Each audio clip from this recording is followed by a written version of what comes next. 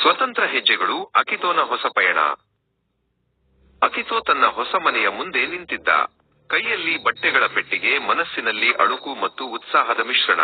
ಇದು ನನ್ನ ಹೊಸ ಪ್ರಪಂಚ ಎಂದು ಅವನು ಮೆಲ್ಲನೆ ಗೊಣಗಿಕೊಂಡ. ಹೆತ್ತವರ ಮನೆಯ ಸುರಕ್ಷತೆಯಿಂದ ಹೊರಬಂದು ತನ್ನದೇ ಆದ ದಾರಿಯಲ್ಲಿ ನಡೆಯುವ ಮೊದಲ ಹೆಜ್ಜೆ ಇದಾಗಿತ್ತು.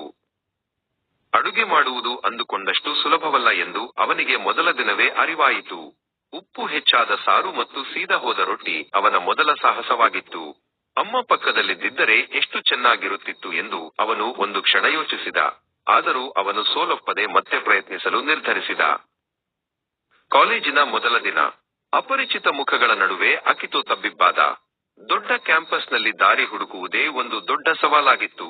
ಗದ್ದಲದ ನಡುವೆ ಅವನು ತನ್ನ ಫೋನ್ನಲ್ಲಿ ಮ್ಯಾಪ್ ನೋಡುತ್ತಾ ನಡೆಯುತ್ತಿದ್ದ. ಸ್ವಾತಂತ್ರ್ಯ ಎಂದರೆ ಕೇವಲ ಹಕ್ಕುಗಳಲ್ಲ, ಜವಾಬ್ದಾರಿಗಳು ಕೂಡ ಎಂಬುದು ಅವನಿಗೆ ಅರ್ಥವಾಗತೊಡಗಿತು. ಲೈಬ್ರರಿಯಲ್ಲಿ ಅಕಿತೋ ಸಹನಾಳನ್ನು ಭೇಟಿಯಾದನು. ಅವಳು ಅವನಿಗೆ ಕಠಿಣವಾದ ಗಣಿತದ ಲೆಕ್ಕಗಳನ್ನು ಬಿಡಿಸಲು ಸಹಾಯ ಮಾಡಿದಳು. ನಾವೆಲ್ಲರೂ ಕಲಿಯುತ್ತಲೇ ಇದ್ದೇವೆ ಅಕಿತೋ ಎಂದು ಅವಳು ನಗುತ್ತಾ ಹೇಳಿದಳು. ಹೊಸ ಸ್ನೇಹದ ಮೊಳಕೆ ಅಲ್ಲಿ ಒಡೆಯಿತು. ಅವನ ಒಂಟಿತನ ಸ್ವಲ್ಪ ಕಡಿಮೆಯಾಯಿತು. ತಿಂಗಳ ಕೊನೆಯಲ್ಲಿ ಹಣದ ಸಮಸ್ಯೆ ಶುರುವಾಯಿತು. ಬಾಡಿಗೆ, ಊಟ ಮತ್ತು ಪುಸ್ತಕಗಳ ಖರ್ಚು ಅವನ ಕೈ ಸುಡುತ್ತಿದ್ದವು. ಮಿತವ್ಯಯದ ಪಾಠ ಅಕಿತೋಗೆ ಪ್ರಾಯೋಗಿಕವಾಗಿ ಅರಿವಾಯಿತು. ಅವನು ತನ್ನ ಖರ್ಚು ವೆಚ್ಚಗಳ ಪಟ್ಟಿಯನ್ನು ತಯಾರಿಸಿ ಅನಗತ್ಯ ಖರ್ಚುಗಳಿಗೆ ಕಡಿವಾಣ ಹಾಕಲು ನಿರ್ಧರಿಸಿದ. ಪರೀಕ್ಷೆಯ ತಯಾರಿಗಾಗಿ ಅಕಿತೋ ಮತ್ತು ಸಹನಾ ಇಡೀ ರಾತ್ರಿ ಓದಿದರು. ಕಾಫಿಯ ಕಂಪು ಮತ್ತು ಪುಸ್ತಕದ ಪುಟಗಳ ನಡುವೆ ಗೆಳೆತನ ಗಟ್ಟಿಯಾಯಿತು. ಕಷ್ಟಪಟ್ಟು ಓದುವುದರಲ್ಲಿ ಇರುವ ಸಾರ್ಥಕತೆ ಅವನಿಗೆ ತಿಳಿಯಿತು. ಒಟ್ಟಿಗೆ ಓದುವುದು ಕೇವಲ ಅಂಕಗಳಿಗಾಗಿ ಅಲ್ಲ, ಒಬ್ಬರಿಗೊಬ್ಬರು ಬೆಂಬಲವಾಗಿ ನಿಲ್ಲುವುದಕ್ಕಾಗಿ ಎಂದು ಅವನಿಗೆ ಅನ್ನಿಸಿತು. ಒಂದು ಸಂಜೆ ಅಕಿತೋಗೆ ಮನೆಯ ನೆನಪಾಯಿತು. ಅಮ್ಮನ ಕೈತುತ್ತು ಮತ್ತು ಅಪ್ಪನ ಹಿತವಚನಗಳು ಅವನ ಕಣ್ಣಿನಲ್ಲಿ ನೀರು ತರಿಸಿದವು. ಅವನು ಮನೆಯವರ ಫೋಟೋ ಹಿಡಿದು ದೀರ್ಘಕಾಲ ನೋಡುತ್ತಾ ಕುಳಿತಿದ್ದ. ಈ ಒಂಟಿತನವು ಅವನನ್ನು ಮಾನಸಿಕವಾಗಿ ಬಲಪಡಿಸುತ್ತಿದೆ ಎಂದು ಅವನಿಗೆ ಅಂತರಾಳದಲ್ಲಿ ತಿಳಿದಿತ್ತು. ಮನೆಯಲ್ಲಿ ನಲ್ಲಿ ಒಡೆದು ನೀರು ಸೋರುತ್ತಿತ್ತು. ಪ್ಲಂಬರ್ ಕಾಯುವ ಬದಲು ಅಕಿತೋ ತಾನೇ ಹೂವನ್ನು ಹಿಡಿದು ಅದನ್ನು ಸರಿಪಡಿಸಲು ಮುಂದಾದ.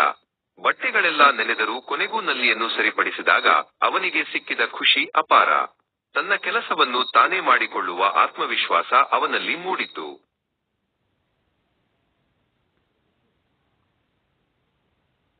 ಅಕಿತೋ ಮತ್ತು ಅವನ ಗೆಳೆಯ ಚೇತನ್ ಕೆಫೆಯಲ್ಲಿ ಕುಳಿತು ಭವಿಷ್ಯದ ಬಗ್ಗೆ ಹರಟೆ ಹೊಡೆದರು. ನಮ್ಮ ಹಾದಿ ನಾವೇ ನಿರ್ಮಿಸಿಕೊಳ್ಳಬೇಕು ಎಂದು ಚೇತನ್ ಹೇಳಿದಾಗ ಅಕಿತೋ ಸಹಮತ ಸೂಚಿಸಿದ. ಕನಸುಗಳು ದೊಡ್ಡದಾಗಿದ್ದವು, ಹಾದಿ ಕಠಿಣವಾಗಿತ್ತು.